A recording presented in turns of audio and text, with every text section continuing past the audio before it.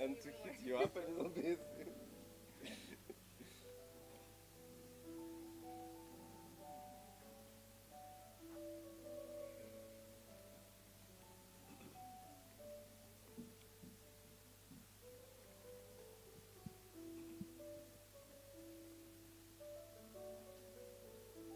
Only Rainak.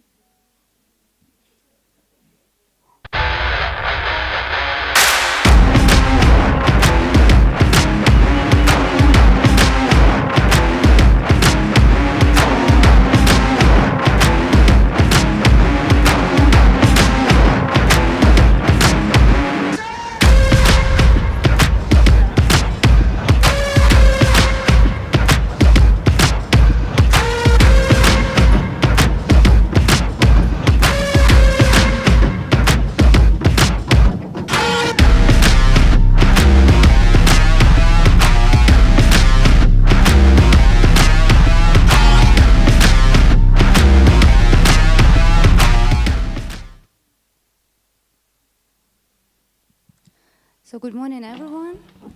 I think we can start now. Thank you very much for coming to this morning session, this panel discussion, which is co-organized by the European Liberal Forum, which is the official think tank of the European Alliance of Liberals and Democrats, based in Brussels, and we're representing almost 50 organizations across Europe working for liberalism in countries both within the EU and outside of the EU.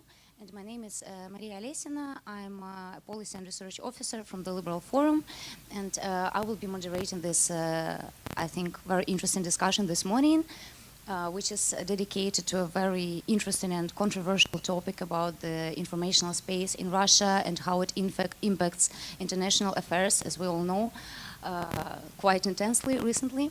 And we're in the middle of a conventional war, as we all know, and me, myself, as Ukrainian, I know it even better. But we're also in the middle of an information war, which has been lasting even longer than an overt military aggression of Russia against Ukraine. And while Russia might be losing in a military conflict, as we all might see in the last couple of weeks at least, month, Russia is still very strong on the information front, and at least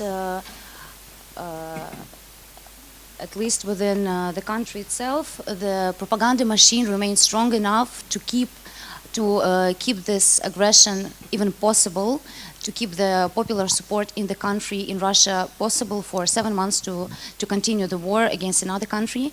And so informational offenses, both within and outside of the Russian Federation, is quite a well-known fact, and it makes a big element of the Russian hybrid warfare. Maybe its most powerful element, and today we will try to reverse the discourse, reverse the narrative, and try to see how the collective West, all the liberal forces within Russia and outside of Russia can gather their forces and try to combat Russian state propaganda. And for that, Russian state propaganda aimed primarily at its own internal audience, which makes Russian external actions possible. So today we have two very interesting speakers with us, whose perspectives are very complementary, and I think will be very beneficial for the discussion. On the right side, on the left side of me, we have Mr. Ivan Kolpakov, who is editor-in-chief of the biggest Russian independent media, Meduza, in April 2020. Okay. I hope you can hear me.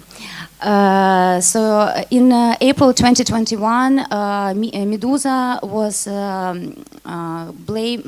claimed by Russian authorities foreign agent, and it was blacklisted in Russia, and it was since then it has been functioning in exile from Riga. So Ivan will tell us more about that later. The second speaker is Professor Dr.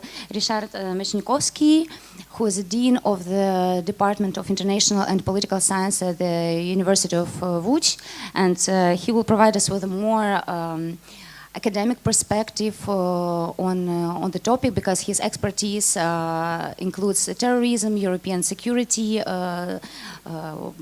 security domain, and transnational relations. So he will have a more he'll have a more academic and theoretical perspective on the topic, but I think we'll have a very interesting interplay between the two positions. And to start the discussion, I would like to give you both one after another the floor to provide your very initial remarks on the context. First of all, maybe we can start with Ryszard, because I have one question to you. I have read an article of yours from 2017 where you said that the conflict between Russia and Ukraine will eventually lead to the collapse of the Russian regime, and you compared Russian aggression against Ukraine to Soviet operation in Afghanistan, and you said that that can be a very similar scenario for the regime eventually, because it just weakens the country. But it was 5 years ago, and I would like to ask you what's your perception on this issue now when the situation has escalated. Okay, thank you very much for this question, because well, not many people in Poland actually know this article. It was published in one of periodicals in Romania in 2017. And of course, I had even a response from the United States at some moment for this kind of approach to the problem. And of course, it was initially heavily criticized because this perspective of the collapse of Putin's regime in Russia was not very close from the perspective of 2016 and 2017, when people who were just involved in the analytical work were perceiving these problems. I was assuming that the conflict in Ukraine, which was frozen at that moment when I wrote it, is going to continue, and at some moment it's going to be hot. It's this cold kind of war, information warfare rather than actually physical kinetic warfare, will suddenly at some point is going to start and transform itself into just normal war like we see today. I was rather skeptical about the year 2022, so I was not expecting that it is coming to so soon. But I was thinking that probably by 2024, 2025, the real war between Ukraine and Russia will break eventually. And this was my second assumption, might lead to the situation that Russia is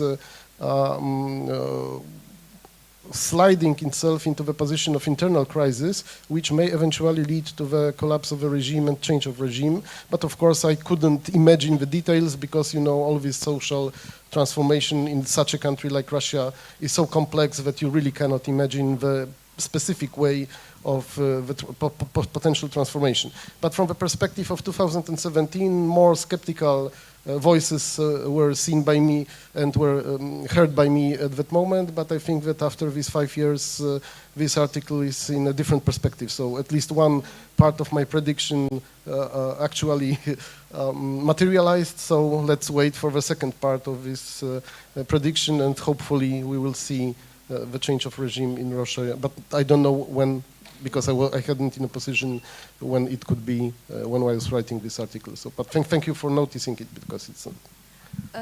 Thank you for response, and because actually you finished your article with a sentence that you don't know when and how it would happen, that there are all the signs that Russian regime would be weakened sufficiently to collapse eventually, yes. But the details were difficult to predict, and indeed, as we can see today, there is no contradiction, because I think maybe you meant something else 5 years ago, but on a large scale, it's exactly what's happening, but just maybe through a more intense phase. But Ivan, the next question is to you, and I think through you we can actually move into the domain of information and media. Maybe you can tell us a bit about your experience with your perception of how the information sphere in Russia is currently, what is the state of it, especially you still keeping influencing it from exile, but it would be interesting to hear what are the interplay between the information space inside of Russia and those media which are trying to influence it from abroad. Yes, thank you. Thank you for having me here, and I'll try to, I think this is just, right now is a very interesting moment with what's happening, in Russian propaganda, in Russian information sphere.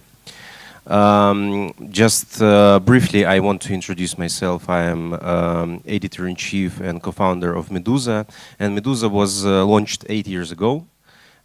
Soon after the Crimea annexation and when the first military conflict in Donbass was provoked by Russia, and it started from the very beginning from, it started the operation from exile. So it actually started working from Riga in 2014.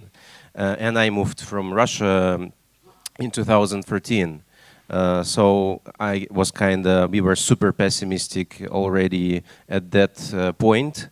And we were always like, that in Russia it was quite calm political situation after after 2014, unlike it was in Ukraine. But we were like, we felt that some huge disaster is coming, and we, used to laugh with each other. Right now, it's not super funny, but like in 2014, we were like this character from some Hollywood movie that stands in the center of Manhattan with the sign, "Apocalypse is coming," and no one trusts you, and no one actually can get it. And then, the war actually starts, and still, it's really hard to accept the fact that it's actually it happens with us, with Ukraine and with Russia, and so on. So I think, unfortunately, that regime is quite strong still. Though when the war started, I also felt that finally, at least, it creates some kind of opportunity. If there is a plus in this situation, then the plus is the fact that maybe regime will soon collapse. But Belarus, provides us very good example of how the authoritarian, contemporary cyber-authoritarian regime can last and last and last, just having two main instruments in its hands, and one instrument is violence, and the other instrument is propaganda. And propaganda in Russia is sophisticated. This is a very good mechanism that was established couple decades ago. And, we can talk about Russian propaganda for hours, but I want to underline like some interesting features of Russian propaganda. Well, first, it doesn't try to, to promote a certain version of truth. It simply destroys the concept of truth. And like this is this is super effective because you don't need to create reality, logic reality. You just need to destroy someone's logic reality. It's very easy when you can lie. 24 hours a day. It's very easy to destroy someone's logic.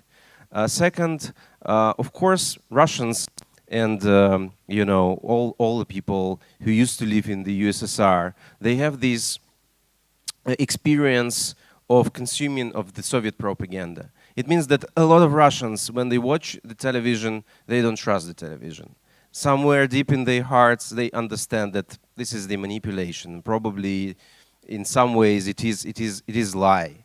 But it's so easy for that isolated society to, like, how does like normal and average person thinks?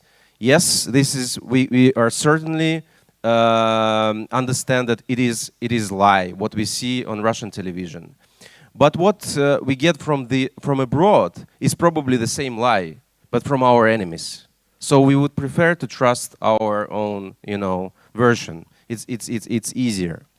And also another interesting feature about Russian propaganda is that it actually provides you a feeling that there is a discussion.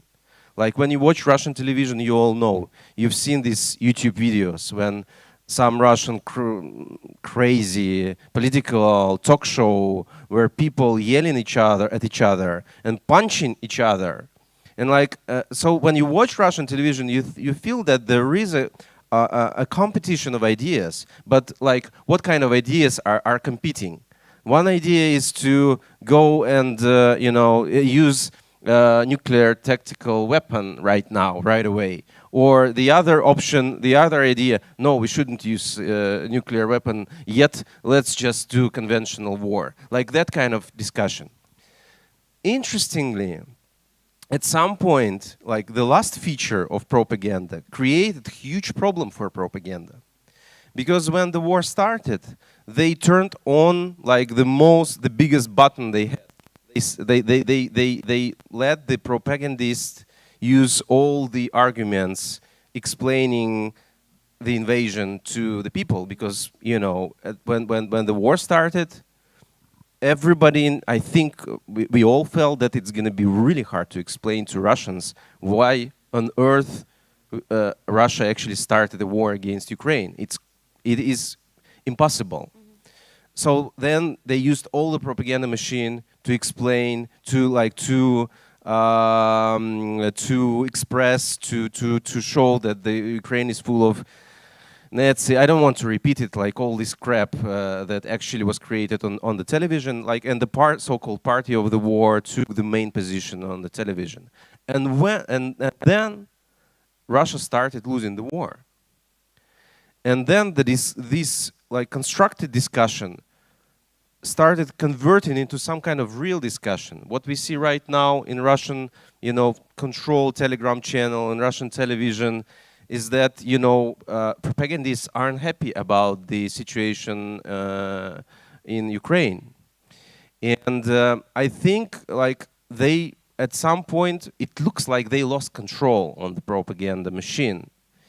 I don't think that it can't be fixed, but it's hard to fix. Because when you use all your propaganda machine during 7 months to convince people this is the war and we are winning, but in fact we are losing the war, something goes wrong.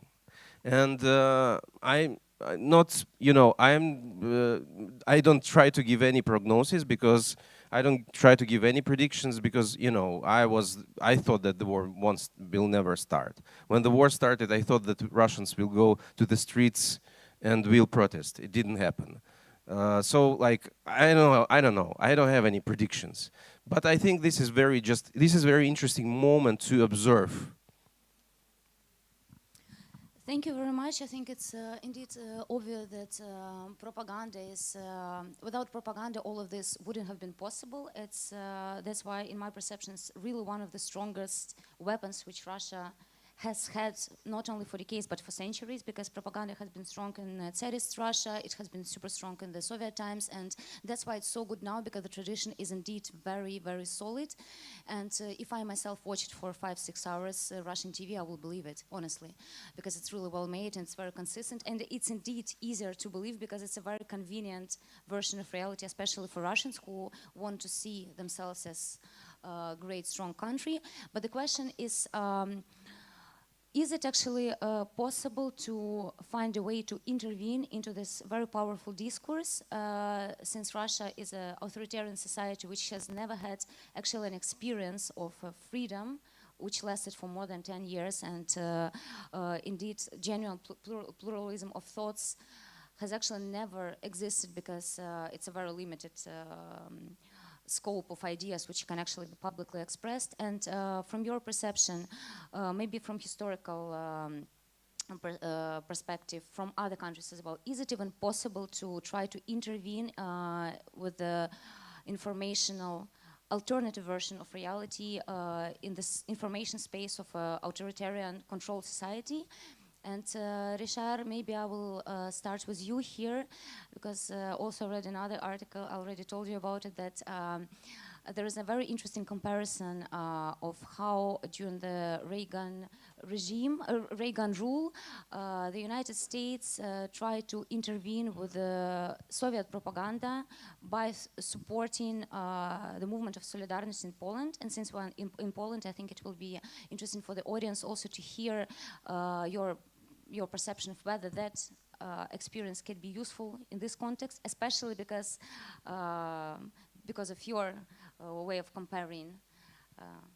Okay, I will try to answer this question by referring to the subject of today's panel, which is how to provide the information offensive in Russia. And I would like to make a couple of bold statements in this, because this historical example of Reagan versus Soviet Union and the Soviet bloc is very interesting, and we can learn a lot kind of things from that, but I do not think that it can be transferred just directly, because we are having completely different situation now than we had, for example, in the 80s, in the 70s, when the solidarity movement was started to grow.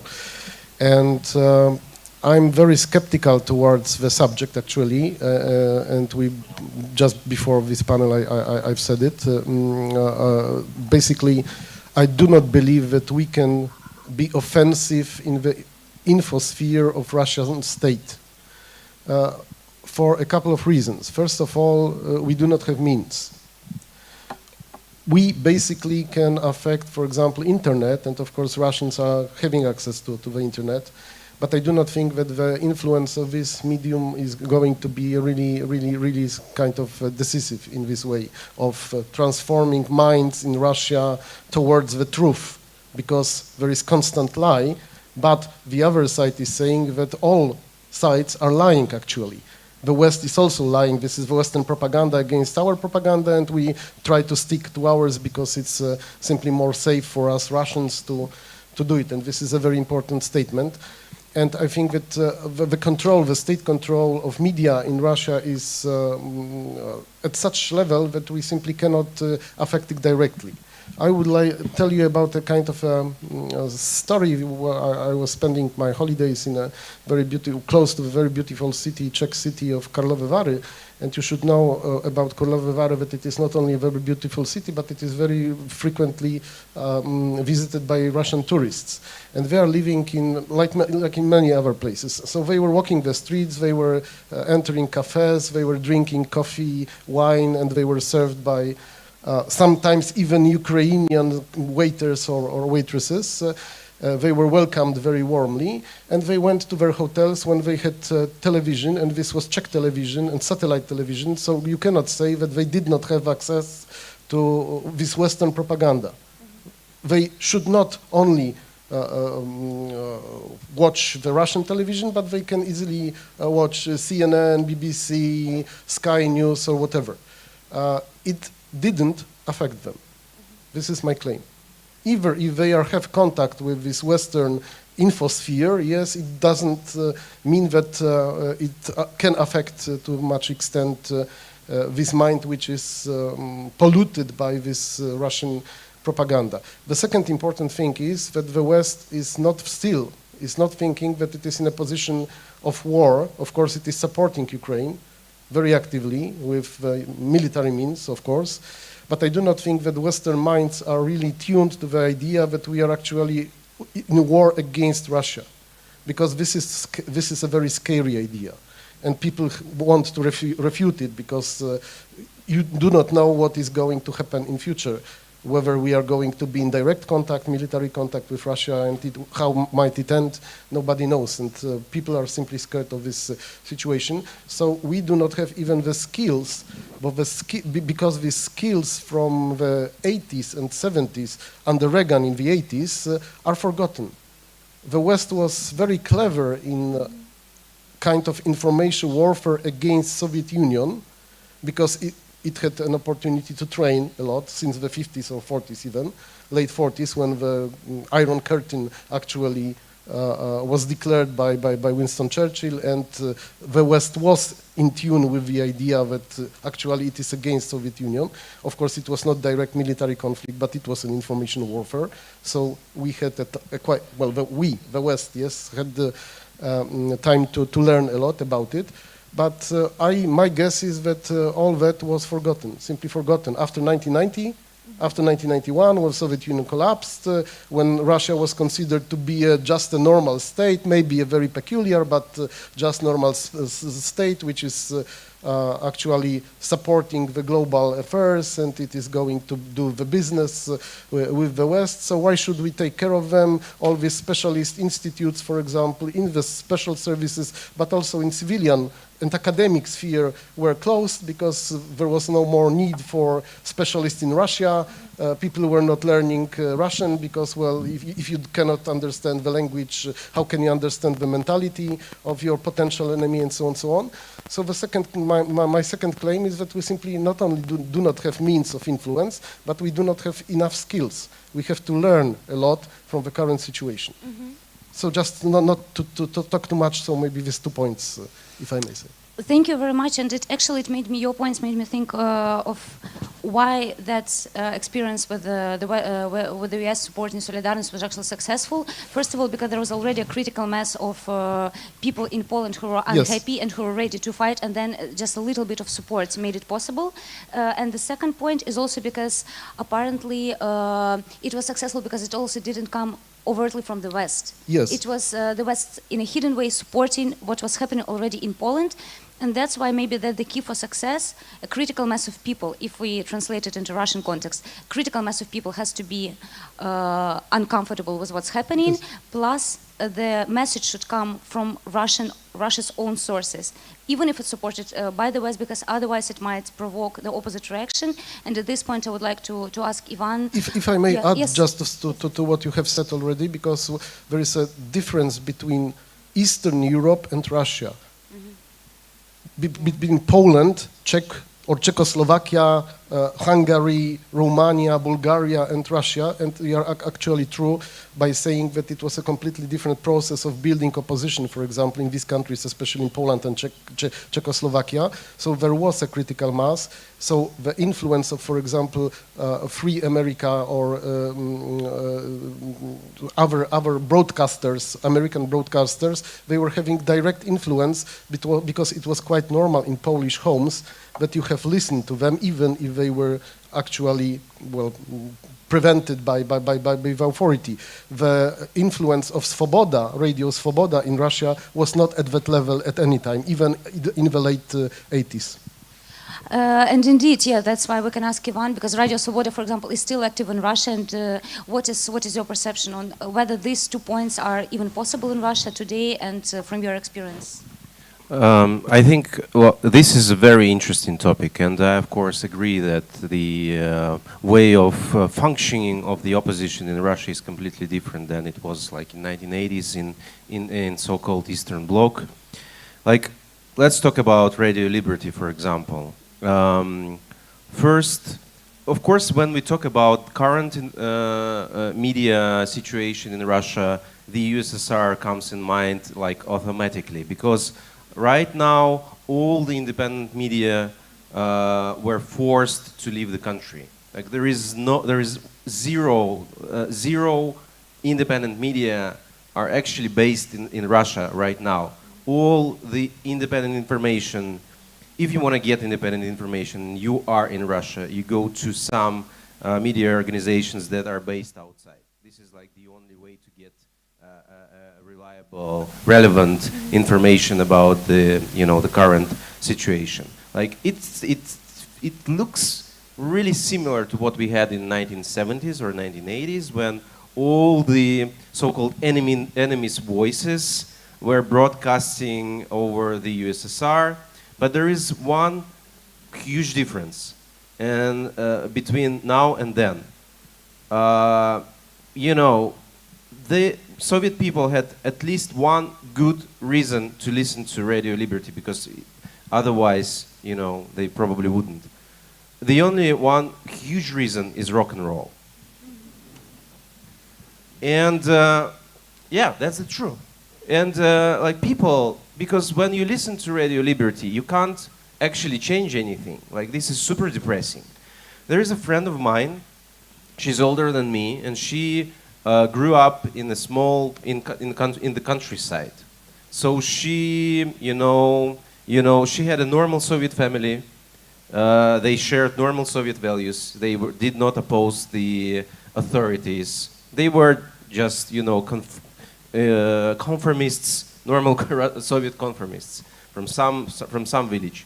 At some point, she was a teenager. She goes to Moscow to her relatives, and her relatives in Moscow are Russian intelligentsia, and they listening to Radio Liberty and stuff like that, and they say, "Hey, listen, check this out. This is Radio Liberty. You're gonna love it. You are a teenager. It's rock and roll. Listen to Radio Liberty. You're gonna have fun, but don't tell anyone." So she listens to Radio Liberty, and she learns that everything is so bad in the USSR. Like, there are huge lines. It's really hard to buy a television, a TV set, or something like this. Like, there is a deficit, etc., etc., etc. So, like, they were super critical on the Soviet reality. Why wouldn't they? And then she said, like, wow, if the USSR is such a bad place, what's going on the West? It might be a disaster to live there. Because, she grew up in the reality of, this is the best place in the world. She haven't seen anything but USSR. And now she understands that, yes, she can compare what she learned from the Radio Liberty with what she sees. Yes, this is true. But what's going on there? And this is, it means that Radio Liberty wasn't super effective in terms of, convincing millions of Soviet people.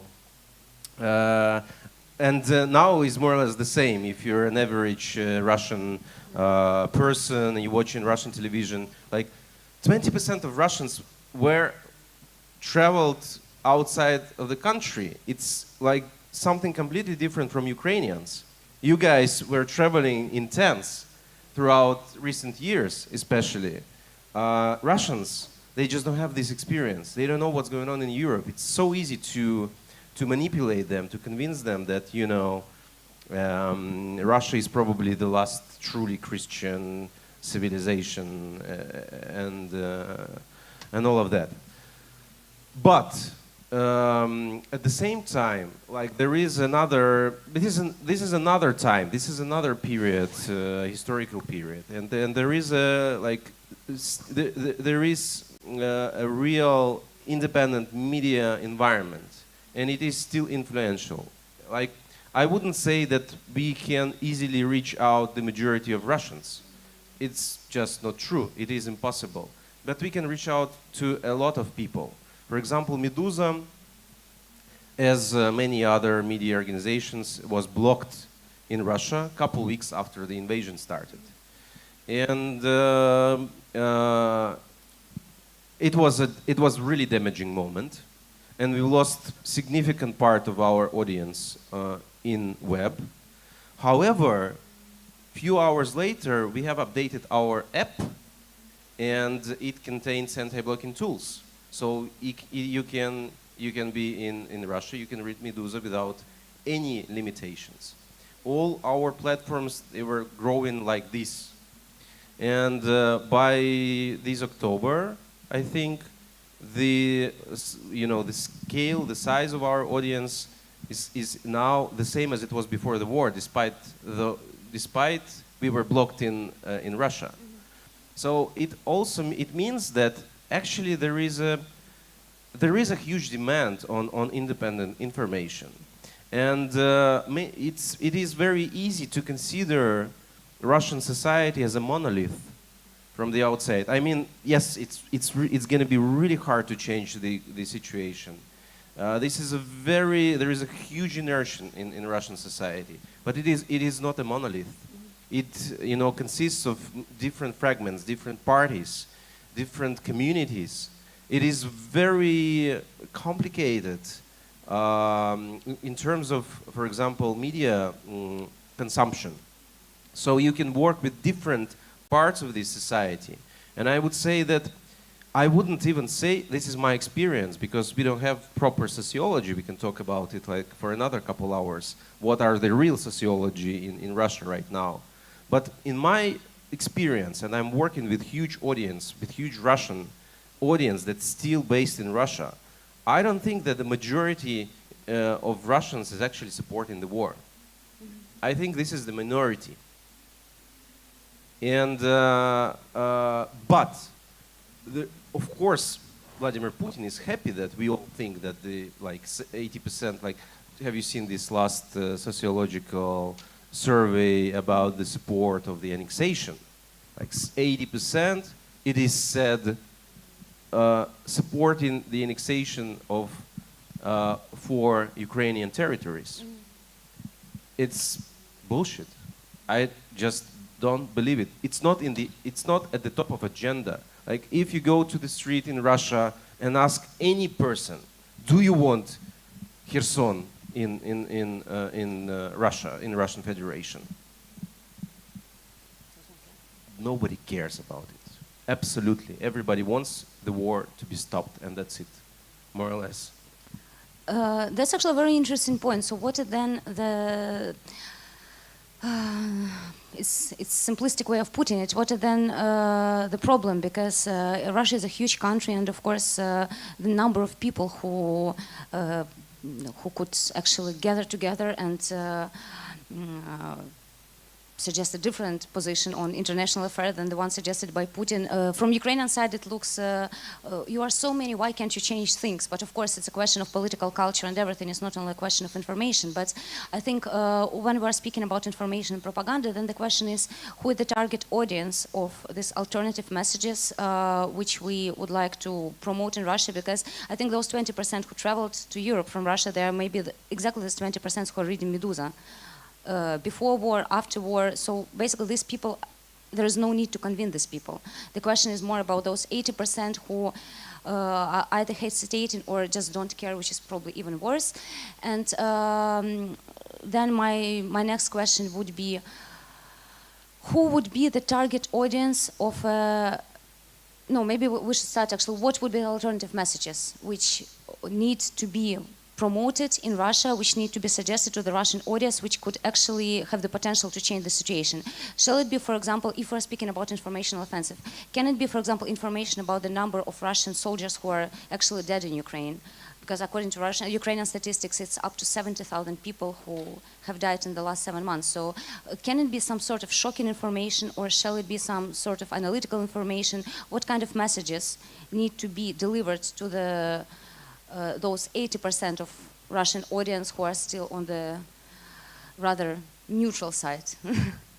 If this is a question for me, I can honestly say I don't know, because I do not have enough knowledge about these internal rifts in Russian society. Definitely there should be some segments which are very prone to hear to these news and to absorb it. But I do not think that we can have really huge impact on the majority of society. Definitely, I can agree that the most of Russians not actively support war, but they remain silent, and this is enough. So this is the question about the person who was just before us here in this room, the very first panel, and there was a meme, Ukrainian meme, showing the Iranian women protesters in the streets of Tehran and other big cities, and there are no such equivalent in Russia. So I think that this is the huge difference. So honestly, I cannot say, because it's very difficult, but I would like to make a point towards the West, because it would be really very huge success from the Western side if we stop supporting and helping Russians in spreading information offensive to the West. What I'm meaning, what I'm having in mind, there are outrageous speeches and some kind of informations which are coming from Russia, which are actually making familiar to each and every person who is actually interested in the problem of Ukrainian war. For example, former President Medvedev is telling outrageous things, and when he just finished writing something on Twitter, I know it because Polish, American, British, French, and German information agencies instantly are informing me what President Medvedev has just said outrageously. This is a huge mistake because what is the most important thing from propaganda? The broadcast, yes? The means of broadcasting it. The Russians shouldn't even care about the broadcasting of their own messages to the West because the West is doing this for them. So they do not even have to make information offensive to the West because actually it is done by the West itself. If you remember, for example, the very beginning of war and this pre-war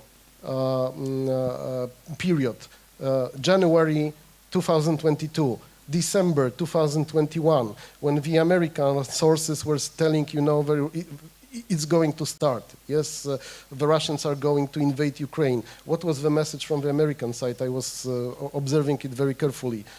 Ukraine has no chance. The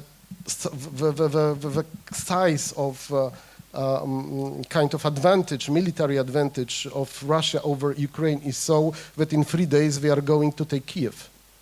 This is defensive, and this is really very, very damaging for Ukrainian people, because if you are hearing from CNN that in 3 days Russian troops are going to walk the streets of Kiev and you have no chance because your army is not effective, which is not true actually what we see today, it is really strongly influencing the minds of people who have to be sure that they can actually defend itself.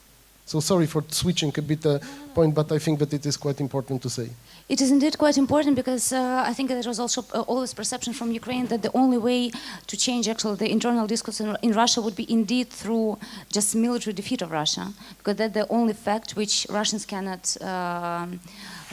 ignore. If Russia loses, it loses, and it's for this 80% of people who are actually agreeing on social contract with Putin that you provide us with a message that we Russians are great, we are ready to provide support to you. This is actually Russian defeat in its war with Ukraine actually will be a factor which can ruin the whole system. But in that regard, again, coming back to the information space, Ivan, do you think there are messages which can actually help in the process towards getting there? Because I think Ukrainian armed forces doing their part, but can we prepare somehow the field so that this moment, if it happens, hopefully if it happens, can actually be turned into something positive for Russia itself? I think this is $1 billion question, $1 billion question.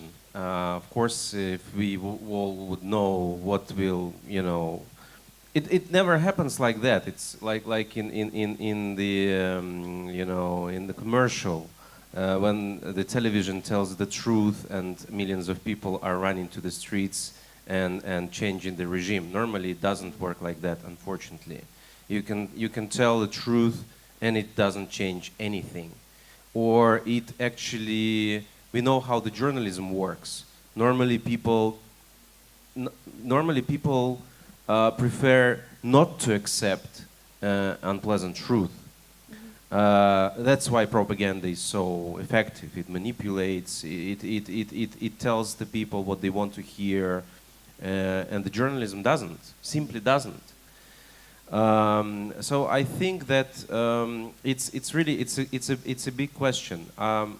First, I think that with Medvedev and other Russian mad politicians and their furious speeches, like this is a classic trap. It happened in the States with Donald Trump.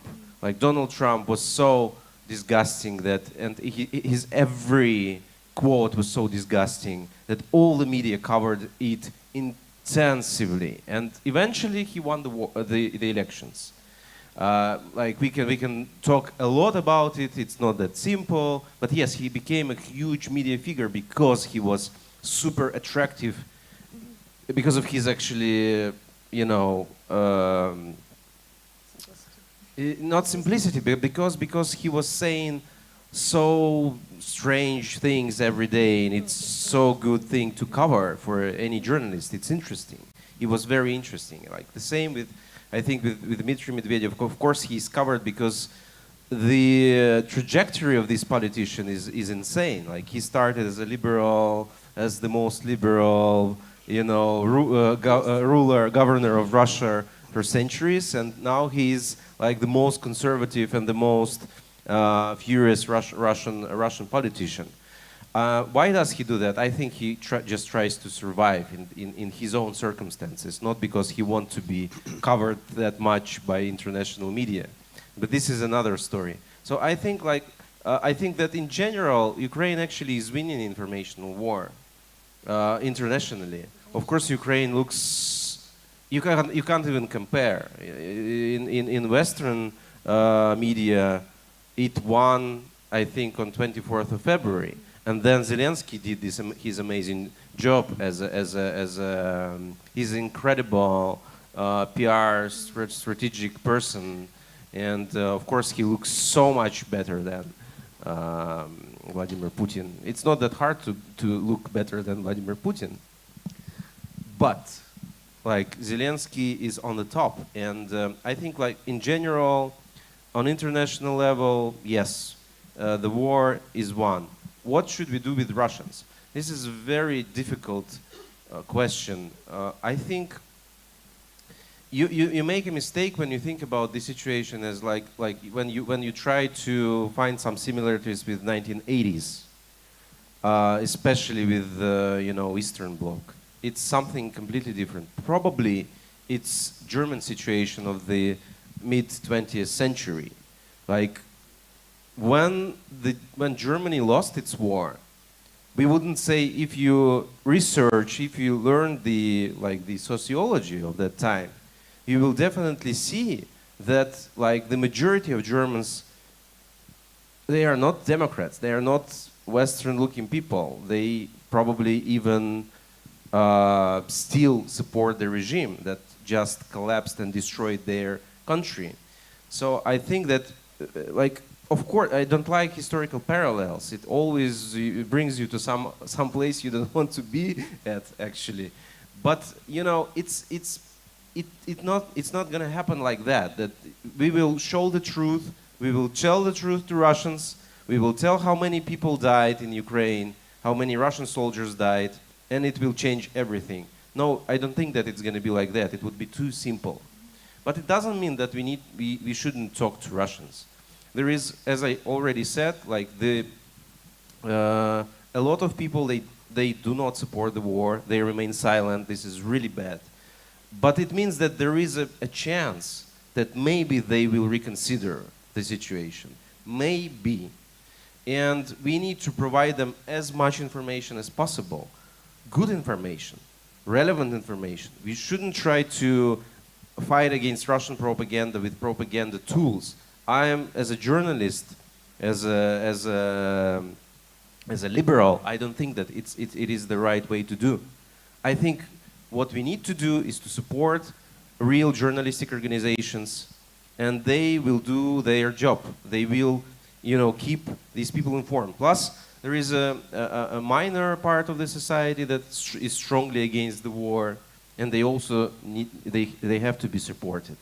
And they have to be informationally supported. And if we, like, there is a very small chance for a better future for Russia. Unfortunately, I think, like, Russia destroys itself right now.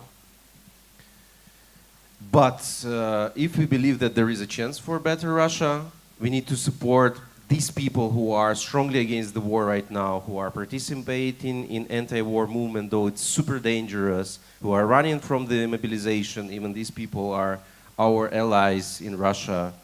And they have to be fully equipped with independent information. This is my belief. Yeah, indeed, it's just a question of in which terms our thinking, short-term perspective or long-term perspective, because of course long-term perspective, it's more complicated, it's more complex, and that's what we need to do if we want to change something eventually. But the question is also, I think it will be my last question, then we might give the floor to the audience if you have some questions. my last very, it's egoistical, I'm just curious about it, this, because we talked about independent media, but speaking about state media, Первый канал, for example, this funny episode which happened on the first Russian channel, you all probably are aware of that, when a TV presenter, a very famous TV presenter who has been promoting propaganda for quite some years, Marina Ovsyannikova, she entered into live stream with in the first days of war with the slogan "No to War," and then she was fired or fined, and then she moved to the West. And I'm still curious whether, Ivan, your perception, whether you think it was something staged or it was a genuine informational offense. But because from my perspective, there is no live stream on Russian state channel, so it's. I'm curious how it happened. My answer won't be super simple. Like as a person, as a journalist, as an immigrant, as a refugee, I don't like these.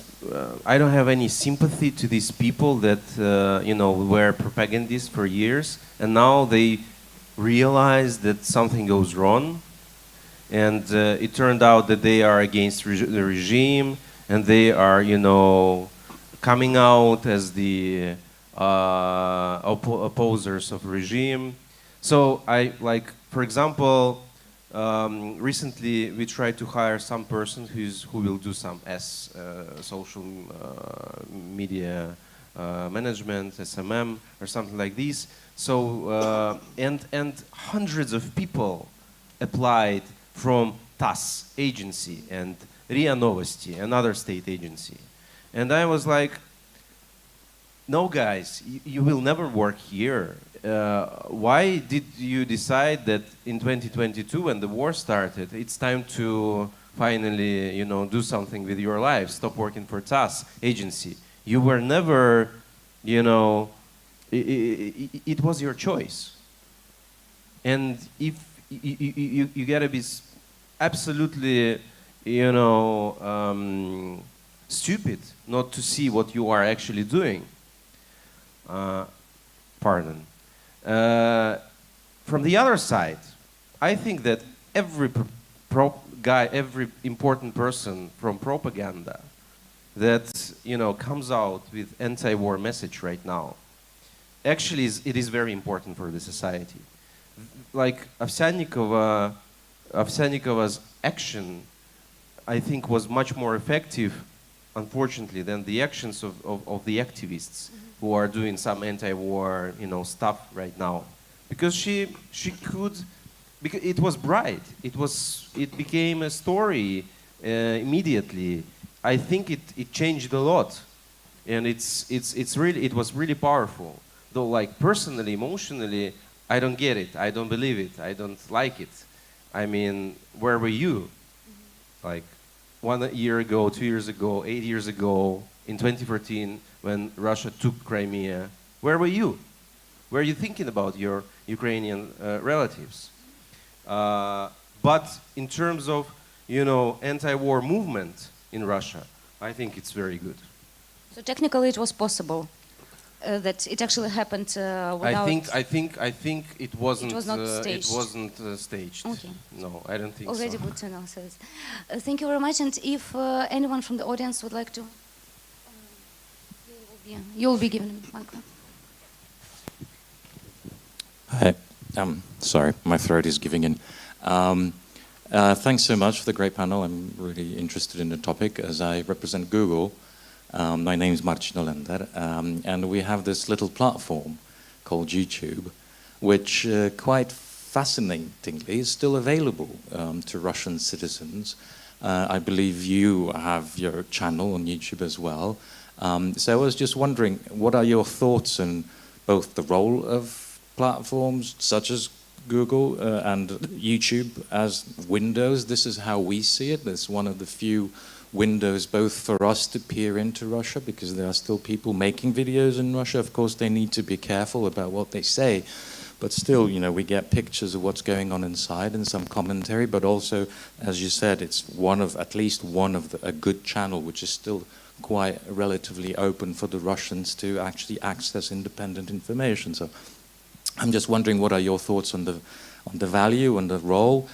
Maybe you could fill us in. Why is the Russian government still allowing us to be open? Because we've removed quite a large number of both their channels and specific pieces of information which we found just misleading and against our policy. So I would be grateful for any thoughts and advice on how we do things, and maybe things we can do better to remain open and a source of reliable information for the Russian people. Thank you. I don't have any insights, unfortunately, about the fact that Russia did not block YouTube so far. YouTube is one of the most important, one of key platforms that are still accessible in Russia, and there are a lot of very good professionals, journalists that are working for YouTube specifically, and they are broadcasting in Russia, and they also have huge audience in Russia. And also important political figures using YouTube to provide, you know, their ideas. For example, Alexei Navalny, who is now in prison, like he's the biggest oppositional figure in Russia. He also has super popular YouTube channel, and probably he you know, he published the most influential investigation on Russian corruption during the last few years. I think there are few reasons why they didn't do it. First reason, they can't replace YouTube and they use it as a propaganda tool. Of course, because they need to work with just like you know, all of us, they think about the segmentation of the audience. They think how to reach out to younger people. And they create a lot of content for YouTube. And also, there is a huge industry that gets money from propaganda made on YouTube. And they are the lobbyists. I think RT is one of the biggest lobbyists of YouTube in Russia. RT, Russia Today, is not interested in, you know, banning YouTube, because not indirectly they produce a lot of stuff for YouTube. Some controlled bloggers, and they, of course, they steal a lot of money on that. And this is how it works. Also, I think that they are a little bit afraid, because Google is a very important infrastructure for Russia. Like, Russia is a country of Android phones. So if Google responds, and Google can respond, in these circumstances, maybe it wouldn't be true in 2021, but now it's 2022. And probably Google can somehow respond to the activities of Russian authorities. If they will try to block YouTube, and probably they trying to calculate the risks. I think the risks are critical in terms of infrastructure. And one last thing I want to say, I think that the technological companies that decided to stay in the country, despite this huge process of, you know, running, yes, businesses running from Russia, and I completely get it. But if we're talking about internet, tech companies and infrastructure, they should stay there. Because, like, I can give you just one simple and quite funny example. Like, 1 year or 2 years before the invasion started, Spotify started working in Russia. And Spotify, which is one of the biggest, you know, stream services, music services in the world, is also a service that, you know, you can listen to podcasts on Spotify. And when Spotify is leaving the country, you actually are losing one of the platforms that can be used for the distribution of independent content through podcasts. No one thinks about it. Like, I think it was very emotional step from Spotify. They said, like, they very quickly, they said, we are shutting down an office. Spotify won't be accessible in Russia. Okay, we totally get it. We understand it. Of course, you want to stop the operation in Russia. but this is a critical infrastructure for, distributing independent information. And I think it's a big question whether, at least we need to discuss it before you actually destroy this infrastructure in Russia. Because eventually it leads to the reality where Russians have no other options but the propaganda. I totally agree with Ivan, but my point, main argument here is that they are just using these platforms for their own purposes. So this is probably the reason why you are still there. If there are any more questions, we have time for one more.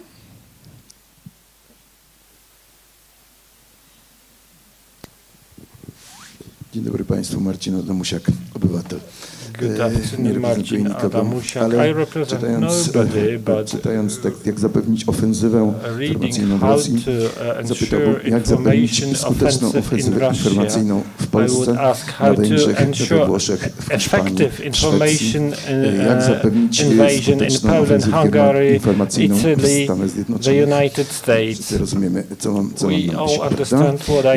Jak zamienić ofensywę the media offensive that do not promote patriotism but promote nationalism, without understanding these exclude each other.